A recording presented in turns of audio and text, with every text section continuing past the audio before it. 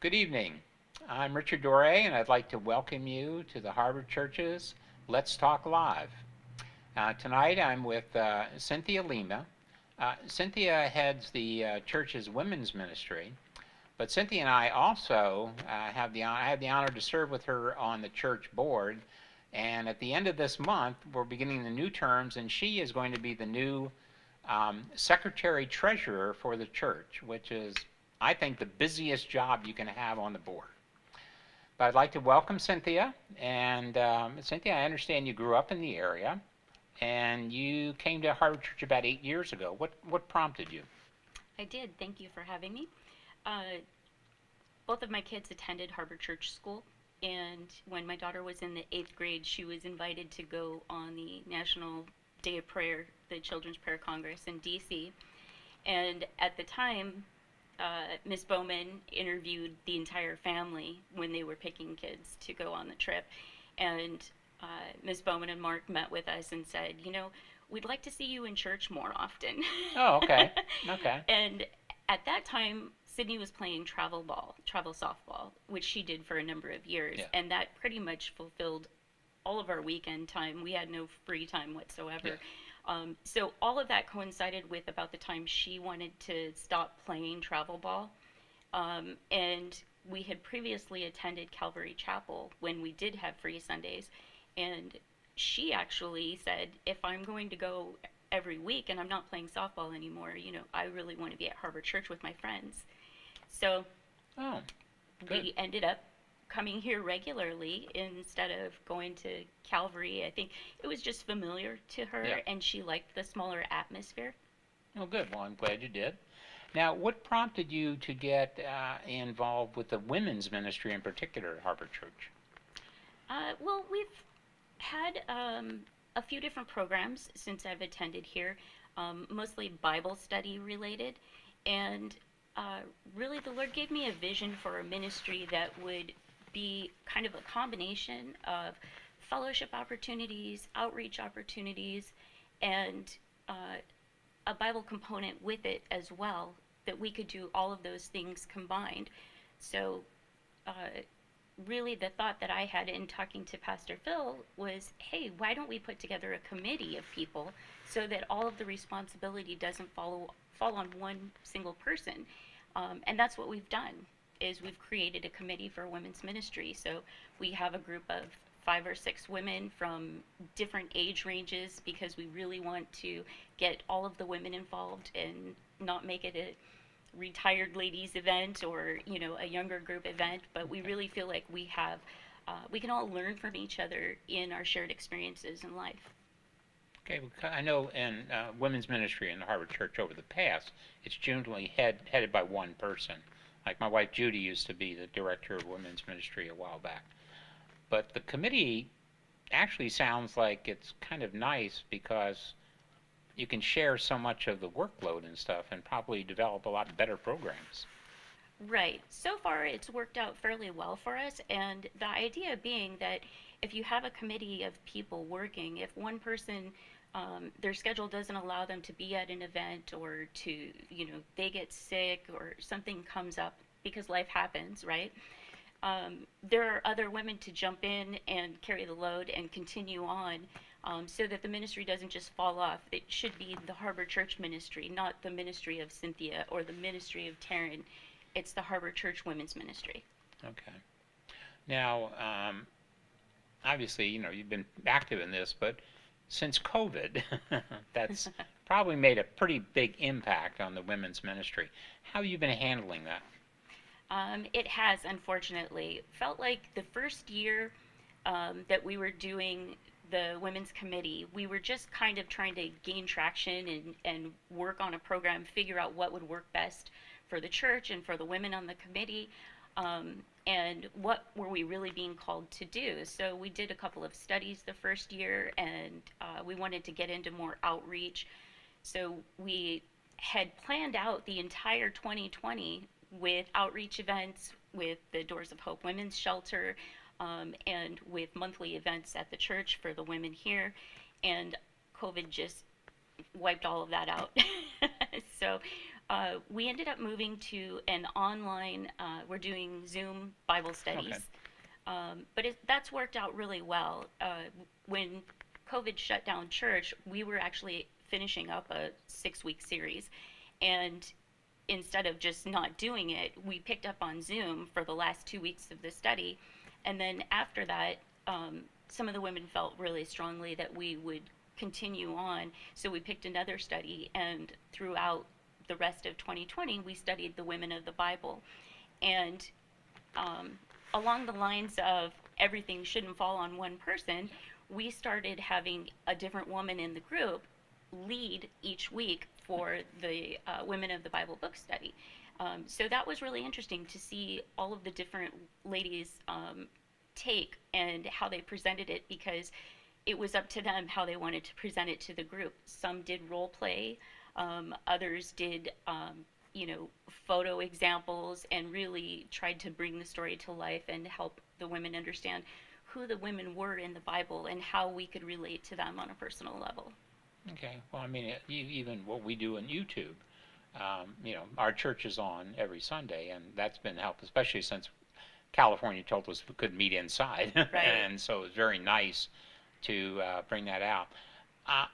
Let's project after COVID, though. What are you anticipating after COVID, when this thing really settles down and you can get back to meeting inside with more women? What might we expect from the women's ministry? Right. Well, I'm really excited for an opportunity for us to all meet together again in person. We've loved seeing each other weekly on Zoom, but it's not the same, and we'd all love to hug each other again, right? We're going to start another Bible study series in February, and that'll be online again until such a time as we're allowed to meet together. But in addition to that, as soon as they were able to, I would love to just pick up the calendar that we had to toss out last year and put it right in front of us and pick up where we left off. Okay. We had some really good events that were done. We did a day of painting at Doors of Hope, which we brought all the supplies and had each one of the ladies create a fluid art painting, and they ended up hanging them in the center there, so they have a wall of art Okay. with all of the ladies' artwork in it. And then we did a day of beauty for them where we had women from all over. We tapped into everybody's contacts, and we had two different makeup artists. We had a hairstylist. Mario was there doing haircuts. We had a masseuse. We gave them massages. Uh, we did nails, and the women just soaked it up. They absolutely loved it because, you know, these are people who are currently without shelter, and, you know, so getting a treat like that was really a wonderful opportunity for them, and it really blessed us to be able to share the day with them. So we look forward to being able to do more things like that Yes. in the future. Yeah. I know that the Doors of Hope is in Wilmington, and it's basically a shelter for homeless women in the South Bay. Our women's ministry has actually been involved with them for quite some years.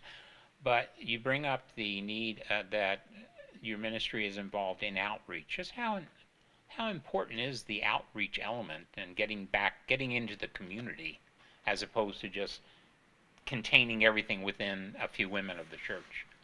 Well, I think that it's incredibly important, and really that's what I have a heart for.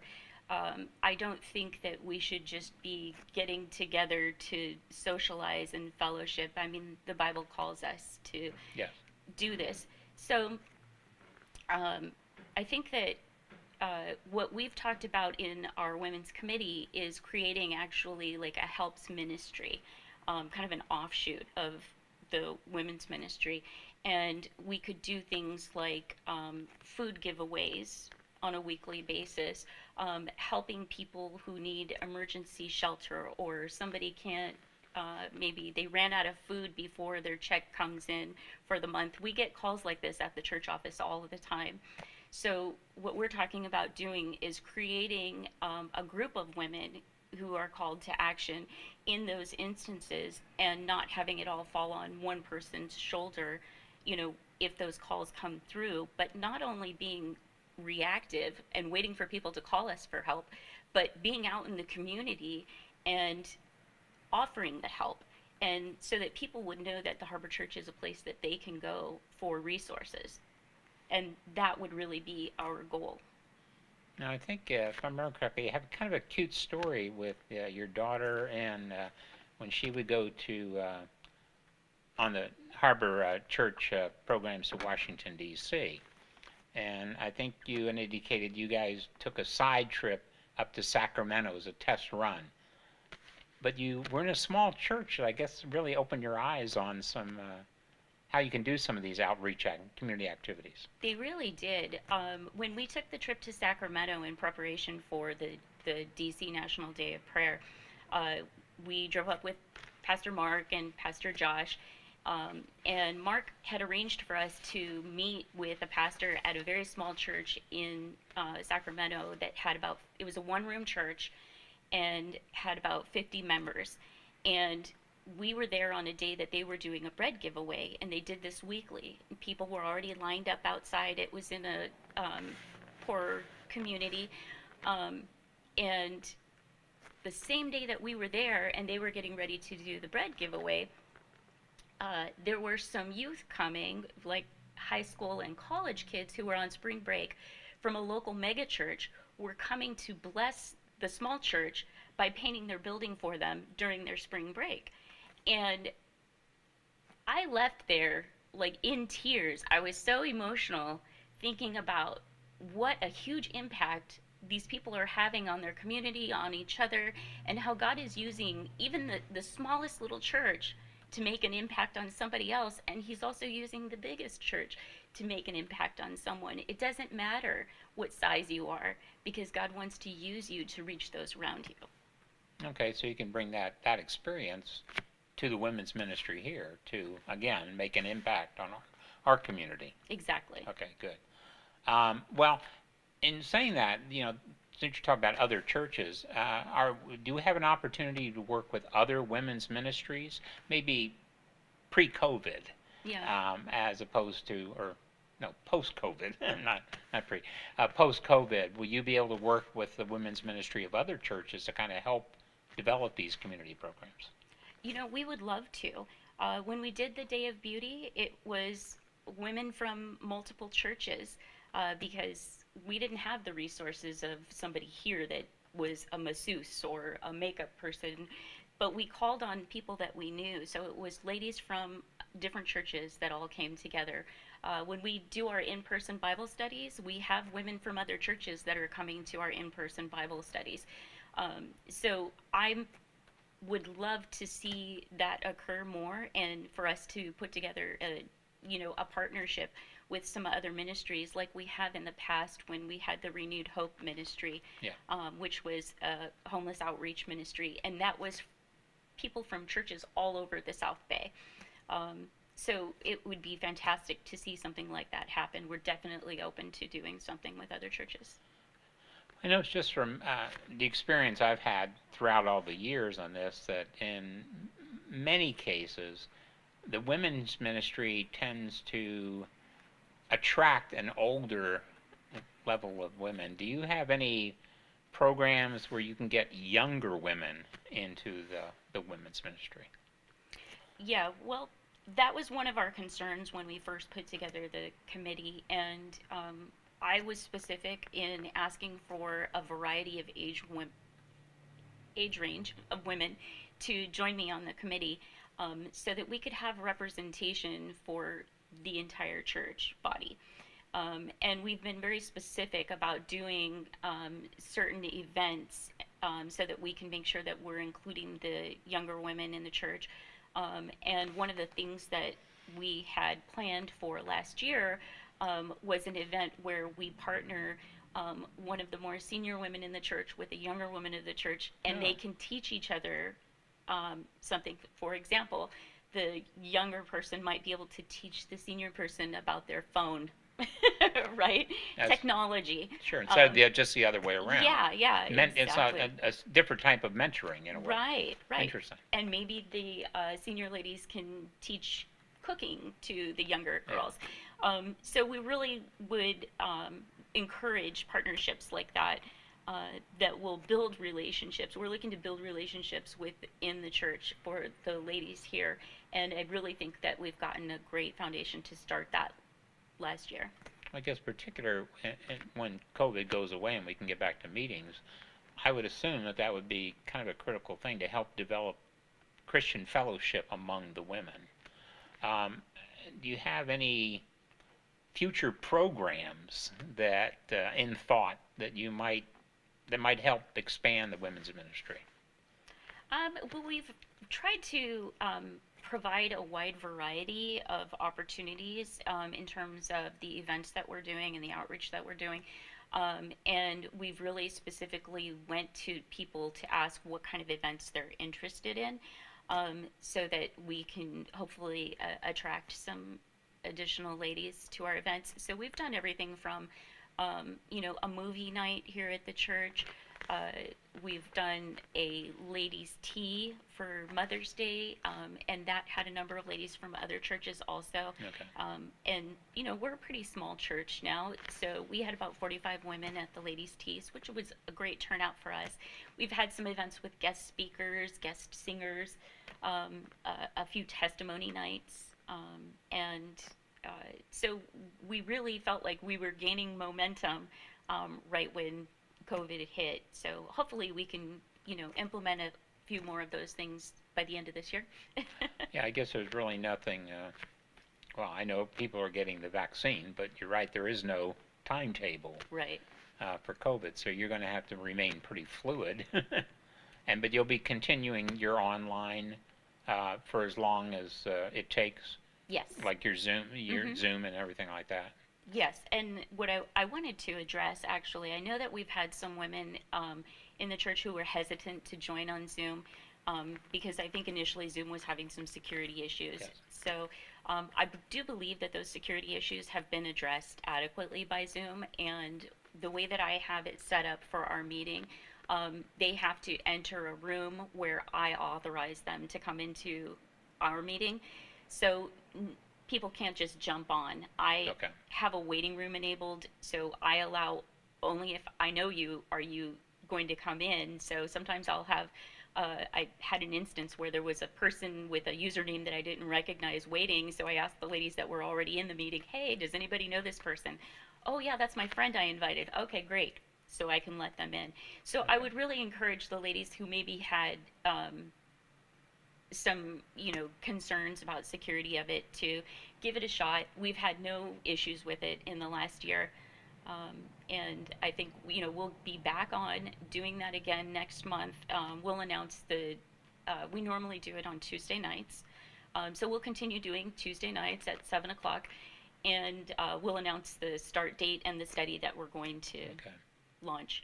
Now, assuming, which I'm sure happens a lot, you don't have a computer and you don't have a webcam, is there another way to participate with the ministry except through Zoom? Um, I suppose we could absolutely make some phone calls if they were interested in doing something like that, or if somebody wants to join and they're not sure how to join, they can always email the church, email front office at theharborchurch.org, and that email will go to Lisa, and she'll get it to me or to Taryn or to one of the other ladies, and we'll help them out. We'll get right back to them and let them know how we can get them Yeah. connected. Because I know one of the women's ministries here at the church, they don't use Zoom, but what they do is a conference call. Hmm. And so they do their Bible studies through a conference call. Okay. And the nice thing about that, but you have to have the security, Right. it's very, you feel very safe, and Yeah. the fact that you are just your group meeting. Yeah. But that's allowed them to continue, and that's why I was wondering if you had that type of possibility for people who aren't really into computers to Yeah, we could maintain a connection. definitely. Okay, Yeah, we can good. add them in. That Okay, would be. good. Um, Anything else you want to say about women's ministry? No, I would say I encourage anyone who has been trying to figure out how they can be more involved in the church. If there are any ladies that say, like, I want to do something, but I don't know what I want to do, or I'm not sure, I don't think I can do anything, I'm not qualified. As Pastor Phil can attest, everyone is qualified because God put you here for that reason. So just reach out. Like I said, contact the office. They'll get you in touch with me, and we'll get you plugged in and figure out a place that we can get you Okay. serving. Well, from your years in the ministry and everything you've been doing, what's your biggest joy out of all this? Um, You I, must have a personal satisfaction. yeah, I think, oh my goodness. I love seeing the smiles on the faces.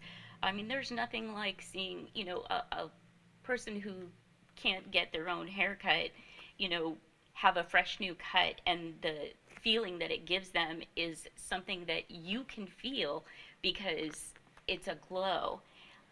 Or when we passed out the Christmas presents for Angel Tree, and the families coming through, and the stories that we're hearing, um, man, oh man, it just really blesses your heart to get to know the people. And I think that's my favorite part of the outreach, is getting to know the people that we're serving. Definitely. Oh, good. Well, I wish you ongoing opportunity, and I hope the women's ministry continues to grow. I know right now it is kind of probably at a low point with COVID, but I thank you for your time, and I wish you very good luck. Thank you, sir. Okay. Well, thank you for joining us tonight on Let's Talk Live with the Harvard Church. We will be back next Wednesday at 7 p.m., and we hope to see you there, and may God bless you, and you have a great evening.